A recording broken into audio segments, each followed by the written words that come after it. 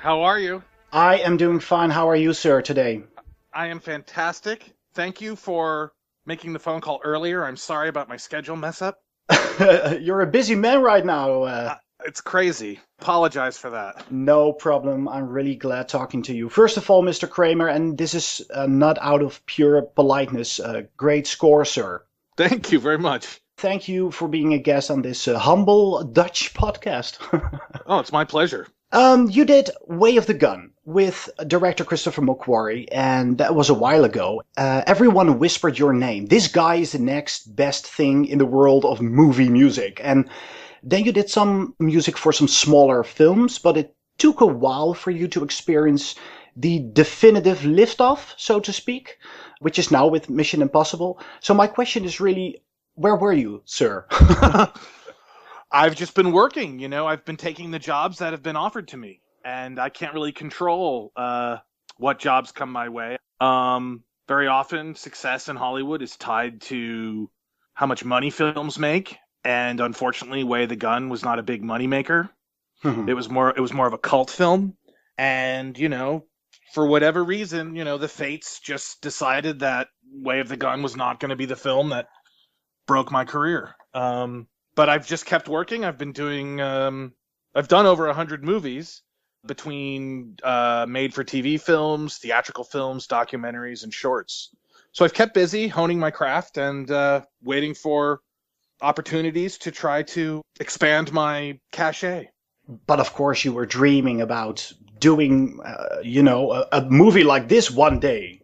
Of course, I assume. absolutely. Yeah. Yes, definitely. So can you tell us something about finding your way to this job and how difficult this was?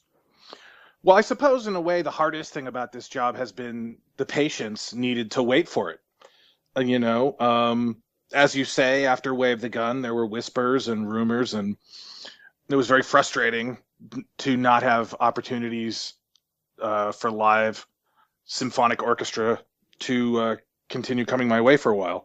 So that's really been the hardest thing in my career is just the patience. I was very lucky that the director of Way of the Gun, Chris McQuarrie, struck up a very productive working relationship with Tom Cruise, which has led to, it began with Valkyrie, continued through Ghost Protocol, The Tourist, Edge of Tomorrow, Jack Reacher, which I was brought on board to write the music for.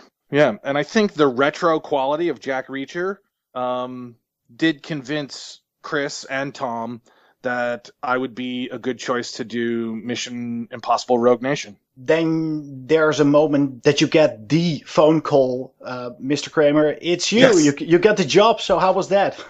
Yes, Chris called me one afternoon from Morocco, from Marrakesh, and was like, so do you want to score Mission Impossible 5? And I don't think he'd finished saying impossible before I was like, yes.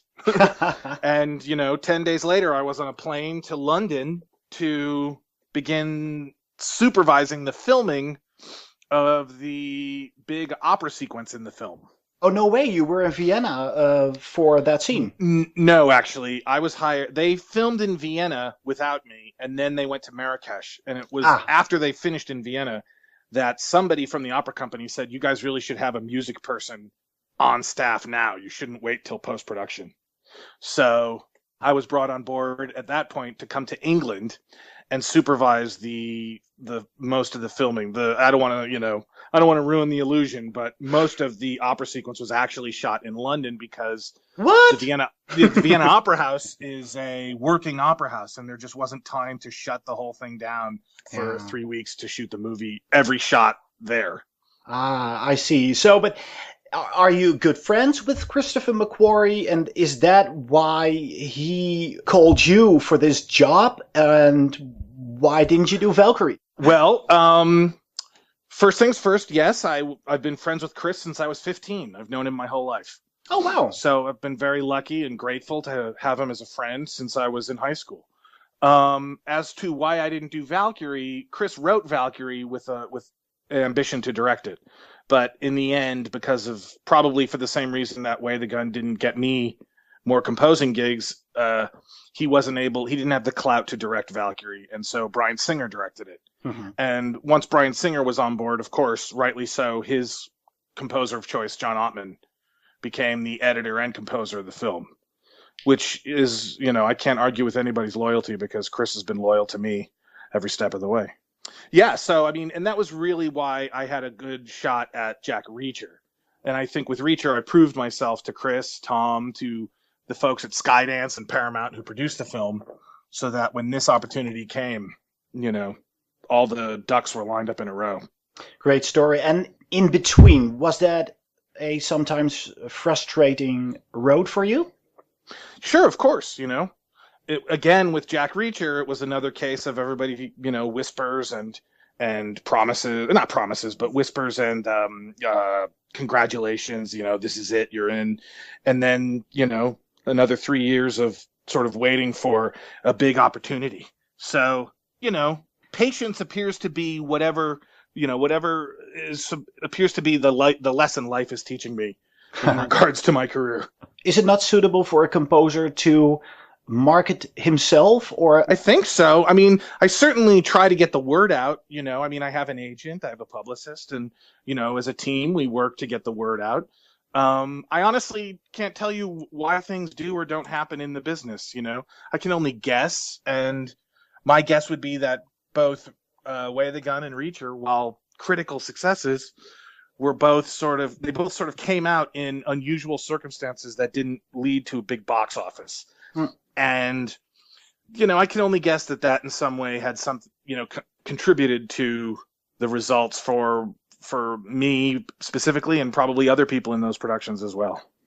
I suddenly see an image of you and Christopher McQuarrie on the first day of shooting, let's say Jack Reacher, jumping up and down. Wow, here we are again as friends. You as a director, me as a composer. That's freaking amazing.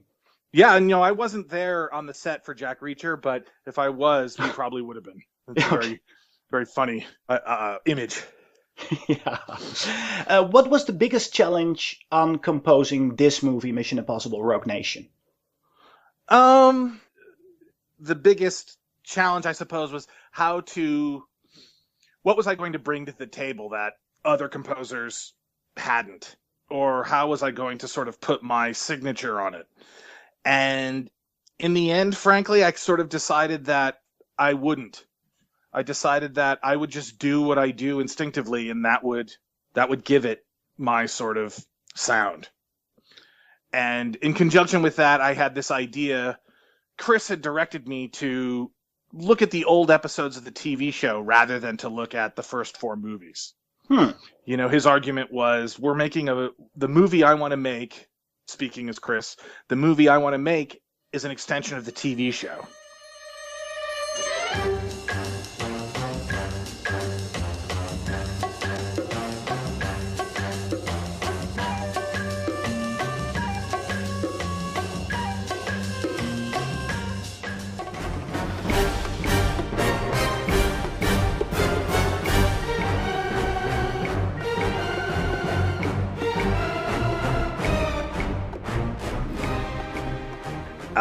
I want to sort of go back to the roots of the show. And as a result, I looked at the TV show much more than... In fact, I didn't look at all at any of the first 4 movies once I got the job. You hadn't seen them before? I had seen them before, but once I got the job, I didn't go back and revisit any of them. Mm-hmm. I did go back and look at episodes of the TV show, and that's where I got the idea that I would make the score for this movie as if it was 1966, and I could only use instruments and sounds that would have been available to me when the TV show began in 1966. Wow. So that meant no drum machines, no electric guitars, no techno loops, nothing sort of modern in a technical sense. And instead, the entire score was realized using acoustic symphonic instruments. There's no electronics in the score at all. But still, in the back of your mind, you perhaps had the melodies of Michael Giacchino and Danny Elfman, and what's his name for the second? That's Hans Zimmer, of course, for the second mission. That was Hans Zimmer, yes. Yeah, so were you familiar with those scores, and was it hard to shake them off if you knew them already by heart, or didn't? I cannot say that I knew them very well at all. Obviously, I was very excited when Mission 3 had come out, that I felt that the score to Mission 3 felt the most like the TV show to me up to that point. Huh. I thought Danny did a fantastic job of doing an orchestral score, but I felt like it was very much Danny's sound, with an occasional nod to the TV show. Hans, I think, took the thing in an entirely different direction, and Michael brought it back to that sort of cool 60s vibe. But Michael used a drum kit. Michael used electric bass. Michael, while being not an overly electronic composer, he's very orchestral. He did have sort of some modern elements, and I just thought I'm going to take it a step further. In terms of the themes, like I said, I don't know the themes to those scores really at all. The only themes I sort of took from pre-existing material were Lalo's Mission Impossible theme, Lalo's theme, The Plot, and Puccini's aria Nessun Dorma. Other than that, it was all me.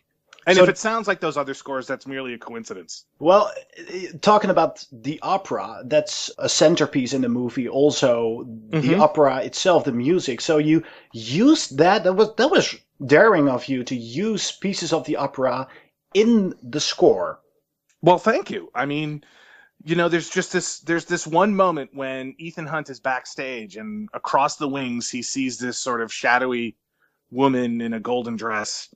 And right as he sees her, the beautiful sort of melody that Puccini wrote for the Nessun Dorma, it makes its entrance in the opera and in the film. And it was just such a crystallized moment for me that when the two of to me, Ethan made a real emotional connection with Ilsa in that moment.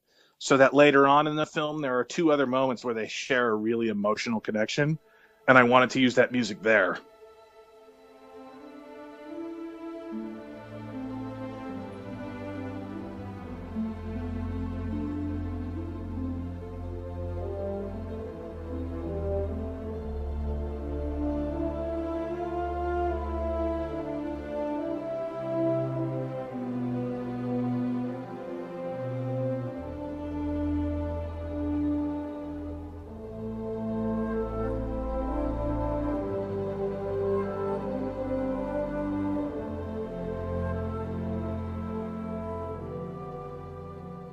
And then having done that, I sprinkled it throughout the rest of the rest of the film, the score, hinting at it. I even sort of tipped the hand a little bit and hinted at it before the opera sequence, which I guess in a way is cheating, but I thought it was a nice idea, so I did it. And Chris agreed. It was a fantastic job. It really sounds great, and it's a big surprise. Without ruining the opera, right? That's a balancing act for you, perhaps, not to. Well, no, I mean, like the opera is all Puccini's music. The opera sequence itself, we were very faithful. We had to make some edits, to accommodate the storytelling and to compress time, because the opera's 3 hours long and the sequence is about 10, 12 minutes. But in terms of the content, it's all Puccini. There's no Joe Kraemer during the actual performance of the opera. And so when I quote it later on, I just sort of tried to pay honor and homage to Puccini without ruining it. Well, you didn't ruin it, sir. So great job. Talking about homage to Puccini, that's one thing. But is it correct that in the track, I think it's the second track, Solomon Lane, which is the character in the movie. He is the bad guy. That is one of the best John Barry tracks, which is not from Mr. Barry himself. So was that deliberate? No. Again, I would imagine that as a film composer, we're all speaking the same language. We're all using the same vocabulary to tell our stories with our scores at the risk of sounding lofty. And of course, to me, when I listen to that, I hear the things I love about John Williams. I hear myself putting those in there more than John Barry. But that doesn't mean, that John Barry isn't in there too. I don't know. To a degree, that piece was very much me switching off my brain and just being instinctive and artistic and thinking about the character and writing sort of a poetic piece of music for that character.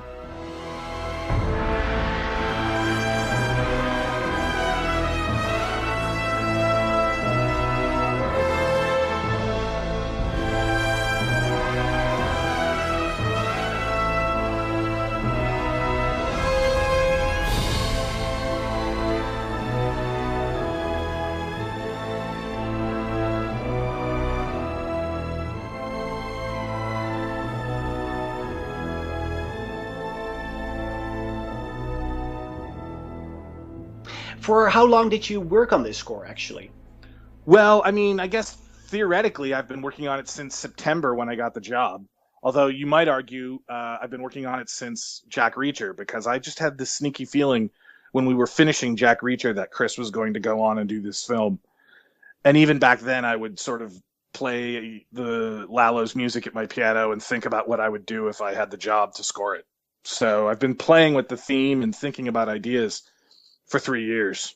And then the pressure. You must have felt some pressure doing this movie, right? Or are you not a nervous kind of I'm guy? not a terribly nervous kind of guy. I mean, I take the job very seriously.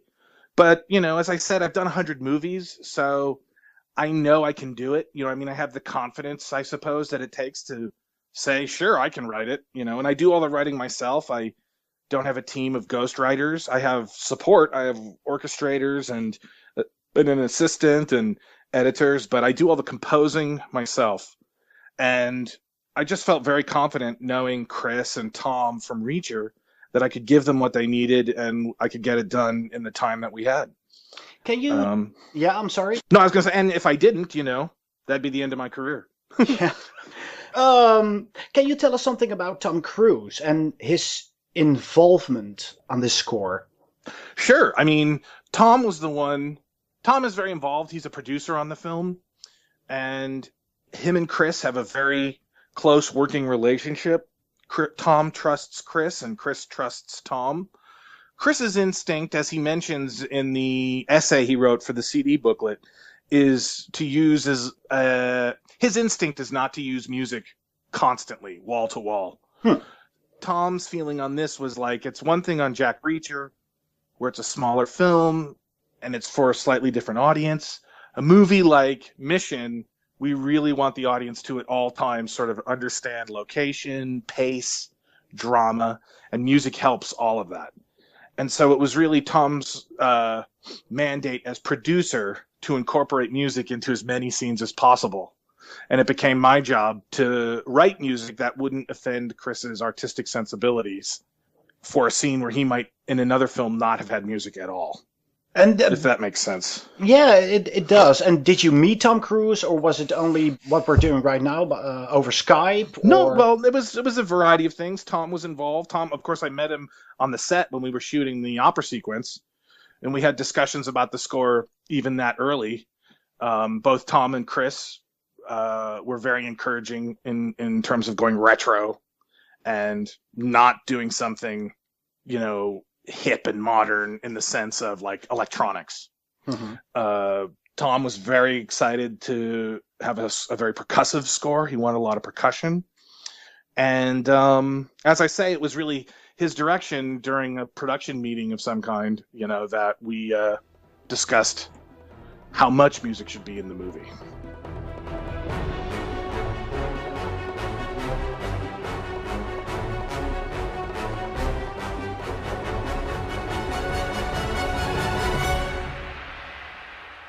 And how's he to work with? That's fantastic. I mean, just like anybody in the business, there's a reason he's been in the business as long as he has. And that is that he's very smart. He makes very intelligent decisions. He has good taste. And, he has his finger on the pulse of what audiences want in movies that he's a part of. But he wasn't constantly breathing down your neck. No, no one was constantly breathing down my neck. I mean, Chris trusts me as a composer. He gives me space to write and experiment, and then we talk, we collaborate. He may give me direction, notes for revision, which is all part of the process. And then he'll come to the recording session and make contributions there. And then up through the final mix of the film, he may be making adjustments and changes to the music, which is all part of the filmmaking process. You talked about making or composing a retro score. That leads to my question. Do you notice any trends in film music these days? And are they any good? It's not really my place to critique other composers' work. You don't have to call names, of course. I suppose how do I put it? There's a practical necessity to record scores in sections, all the strings on Monday, all the brass on Tuesday, all the woodwinds. Really? If they use any woodwinds, they record those on Wednesday, percussion on Thursday, electronics on Friday, and then you mix the whole thing like a record. And I understand the practical necessity for that, but I do think the performances sometimes suffer from there's just a great energy when you have the entire orchestra in the same room performing the score. Hmm. And I think that's, one of the great things I've been lucky with Chris on Jack Reacher and Mission is to be able to record it with the whole band together in the studio. And about trends in not performing or recording the music, but in melodies or no melodies or minimal Right, music right. or. Well, of course, I've done scores that have been sort of more ambient, more textural, without a theme. I like themes. When I grew up listening to Star Wars and Superman and Indiana Jones and Star Trek: The Motion Picture and films that had thematic scores. And I think films are a wonderful opportunity to write that kind of music. I understand that there are directors and composers today who don't like that kind of writing, and I would be happy to work with directors on any type of score. But Hmm. as a fan, I prefer the ones that have themes. Can Well, you Harry name Potter, a. John Okay. Williams, the Star Wars saga, the Indiana Jones saga. Who's doing it besides Williams? Well, I'm drawing a blank. Yeah. So many composers these days are very textural. You know, so what's that textural? What do you mean? it's chords and ambient drones and textures. It's not necessarily built around a theme or a theme for each character or a theme for the concepts in the film. Is there a soundtrack from the last couple of years that you can point at and say, well, that was something I wanted I wanted to make, or that's a great score. Hmm. Now you're putting me on the spot here. It's Um, no live radio. no, I know. I liked what Desplat did or Desplat did for the last Harry Potter movie. I liked what he did for Godzilla. Um, I thought that was inventive. I liked what John Ottman did for Days of Future Past. I like what Henry Jackman did for X-Men First Class. Those are a few that what I really liked probably. It wasn't a huge critical hit, but I thought the score was really inventive, even though it was sort of a mishmash of two different composers, was Prometheus. I thought what Harry Gregson Williams wrote for that, and then combined with what Mark Strettfeld wrote for that, was really great. That's a movie I would have loved to have scored, although I would have probably written a score more like Gregson Williams if I'd had the gig. So it's not very long ago that we heard of the tragic news of Mr. James Horner. Can you tell me something about his influence on your work? Were you a big fan of his, and what's his legacy? Well, I mean, Star Trek 2 is probably my favorite score that he did, and I had that album when I was a little kid, listened to that score quite often. Um, I don't think I sort of directly emulate his work, but I'm sure that gestures and sounds and orchestrations that he's used creep into my work without me even realizing it. Ah. I mean, he's one of the sort of greats, and that impact is subliminal, I think, on all contemporary film composers, whether they realize it or not. I think for a lot of people, composing music for movies is a really abstract thing. So, can you tell the listener something about the process of writing? Are you going for long walks in the woods or on the beach to find some inspiration? Or how does that work inside your head? Well, I mean, for Mission, it started with me experimenting at the piano, playing around with Lalo's theme with the famous sort of vamp in the bass and the piano, and then the melody in the flute. And that flute melody sort of outlines a chord progression. And that chord progression became sort of an element that informed other decisions I made throughout the score in terms of the theme that I wrote for Ethan Hunt works over the same progression as the theme that Lalo wrote for Mission Impossible. Hmm. And what was nice about that is that in the climax of the film, it gives me the opportunity to have both melodies at once, playing counterpoint to each other, which can be a very powerful tool for a composer.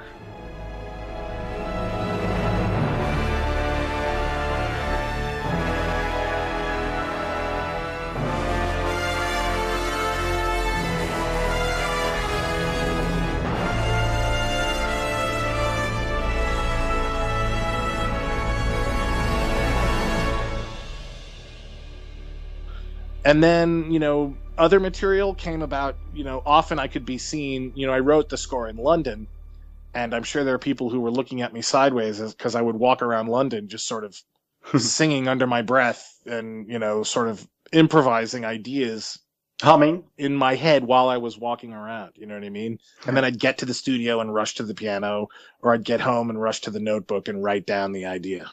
Are you sometimes humming and then recording it by your phone? Very rarely. I'm pretty disciplined Just about... an idea. Yeah, no, I know. But I mean, I'm very disciplined about ear training and remembering things in notation form. I did have a little app on my phone where I could drag and drop notation notes to a staff if I really felt like I would forget something. But generally, I would sort of come up with something. The way I came up with it was such that I knew, because of the way I think, that I could recall it later. So, what's next? After doing a Mission Impossible movie, it seems impossible not to be invited for another great challenge, right? I sure hope so. I mean, I'm currently sort of on a break. I spent 5 months in England writing this score, and I was away from my family and away from America, and I got back a week ago. So I've taken the past week and probably a little bit more time to relax and enjoy the film and enjoy the sort of wonderful reception it's been getting, and then we'll see what comes up. And talking to some strange Dutch guy. No, it's my pleasure. I love it. It's awesome. It's amazing to me that people I've never met, are hearing my music. I didn't grow up in showbiz. I grew up in a small town in upstate New York, and to be able to talk to somebody from the Netherlands who has heard my music and is a real thrill for me. I have 2 more questions, and then Great. I'll leave you alone. Let me see. Are you not afraid that it will take another 10 or 15 years before the next really, really gigantic gig, like, a movie like Mission Impossible? Well, I don't know if you're trying to depress me or not. Oh, no, sir. Absolutely not. But kidding. I really... I hope not. I mean, I want to work, and I work hard, and I feel like I do a good job. I give my all to every film that I'm scoring, and I work as hard as I can.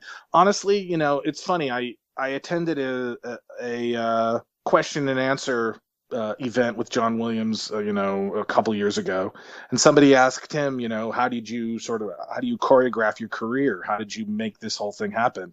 And he just said, look, I didn't make this whole thing happen. I got up every day and I worked as hard as I could, and I trusted that everything else would take care of itself. And that's the philosophy I subscribe to. I can't, as a film composer, I can't, I don't make films myself. I can't sort of create a job.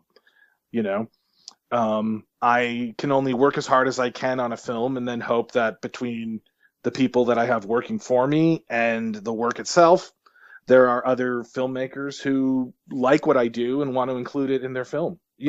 What's nice is this film is very high profile, and this film has been a nice, successful film so far, and people are very excited about the music. So I can only hope that will translate to future opportunities. But of course, you're enjoying a break, which you really deserved, I think. Yeah, just a little one, Just a little one. But is there anything coming up you can tell us something about? Is there some tension in the air for you on a new big or another exciting project? All I can tell you is I know 3 films that are being made that I would love to be a part of. I mean, one is a sequel to Jack Reacher, and I would love to do that. Another is Mission Impossible 6, which they're already discussing, and I would love to be part of that. I would love to do a Star Wars project with Lucasfilm and Disney, and that's a dream sort of, if we're talking about sort of pie in the sky. And that is a dream that might come true? Well, I mean, I'm just talking. Yeah, I don't know. I'm sort of, when they announced they were making the prequels, Sam Jackson just told everybody he spoke to, I want to be in it. And sooner or later, word got back to George Lucas and he was in it. So I'm just, I'm excited I would love to do a Star Wars movie. So, and then like Tom is working on a film right now called Mina. And, maybe there's a chance to work with him again on that, and, I don't know. There's so many things, I would love to do a Star Trek film someday if Michael decides he's had enough, Well, he's so busy. He composed like 3 or 4 soundtracks this year on big movies. So, come on, Giacchino, take a break. Yeah, well, let him have his work though. I certainly don't mean to sound like I'm, of course. I would only want it with his blessing. Well, we wish you the very best, Mr. Kraemer, and thank you so much for joining our show and talking to me. Thank you very much for having me. It's a real pleasure. And perhaps we'll talk to each other again someday. I hope so. And thanks for rescheduling. I really appreciate that. No problem. Thanks, man. Talk to you later. Okay, bye-bye.